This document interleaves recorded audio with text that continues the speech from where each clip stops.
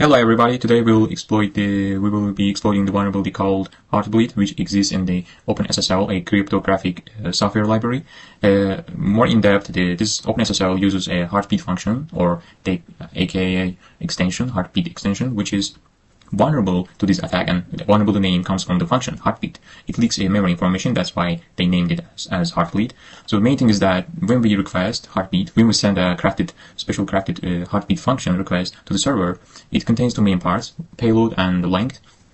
We can add anything in the payload, but in the length we can add any size, as the main vulnerability is that the server doesn't check the length. So therefore it returns more information than it should return, and it can leak memory information, which can contain like usernames, passwords, private keys, and even more, encrypted information, which can be used by malicious hackers.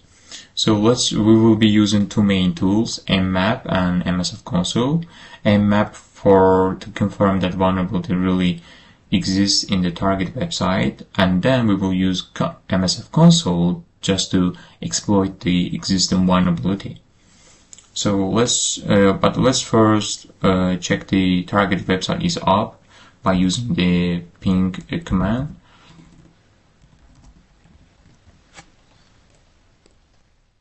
Oops, wait. Let me get the target IP.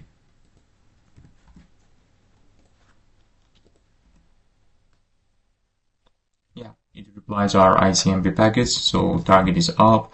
Let's run the mmap to confirm the vulnerability. Heartbleed vulnerability exists on the target.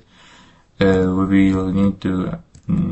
It would be better if we know the versions of the servers in the target, and also our secret, which is SSL ID-heartbleed.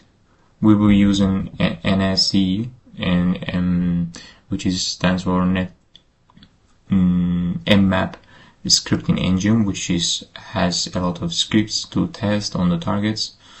And also we need to mention port, which is 443 default port for HTTPS protocol, and also our target IP, which is this one. And now we are ready to run the mmap command. Now mmap will tell us if whether it's vulnerable or not. As you can see, it's not that very hard to check if the target is vulnerable heartbeat function, or you can also check the OpenSSL version used by target to decide whether it's vulnerable to main series, popular series. So as you can see, mmap results tells that it's vulnerable. Our target is vulnerable to heartbleed bug, and also mmap tries to briefly explain a vulnerability, what is this. And yes, also it tells something about OpenSSL version. Yeah, and also it ranked as high in the risk factor. Now let's use the MSF console to exploit the existing vulnerability. As it tries to open the MSF console, let's also check the website of the target. Maybe we can get any extra additional information, but now to try hacking, try to make it a little bit funny. They put some heartbleed song. Okay, let's wait for the MS. Okay, here we go. We got the MSF console prompt. Let's search for our vulnerability exploit, which is like OpenSSL. Now it will search for it. Here we go. Okay, the one we will be using is not CSS. Okay, this one we will use in 7.1. I think use 7. Clear the screen, make it more readable for you. And let's see the options. What we have. I think we should only set the R hosts, remote hosts, and also we should turn the verbose on by using set verbose true. Let's set them R hosts, which are our target website's IP address.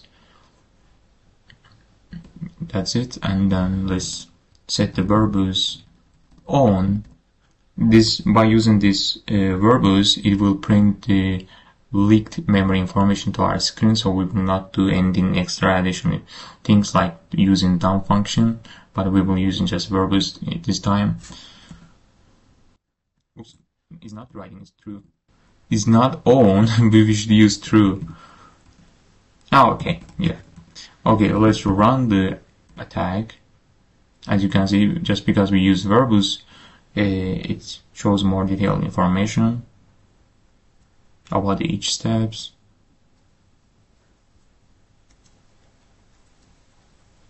Okay, we got something here. A lot of jungles of data. Is model completed? Let's try to look for some valuable information, maybe very useful. I think there's nothing. Let's try it for a second time. I should say also that it may not give any valuable information for the first time. We should run it several times to get it to print the leaked memory information in our screen. Let's check this time. I don't see any valuable information here. Okay, let's try one more. Actually, not one more. We will try more, but just in case, maybe this works third time or in fourth time.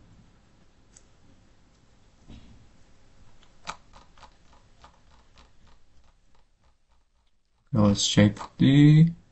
Okay, here we go. We got the user message, which is our Try Hack Me flag, and also additional information. As I said before, it shows the usernames, email, and all are considered like PII, personally identifiable information, or just let's say that sensitive information, and which is very bad. We shouldn't see it actually. If the SSL and TLS is configured correctly, we shouldn't see it, but it's not configured correctly on the target website. It's outdated version of OpenSSL. Maybe you can, it's very rare, but maybe you can encounter this vulnerable in real life scenarios.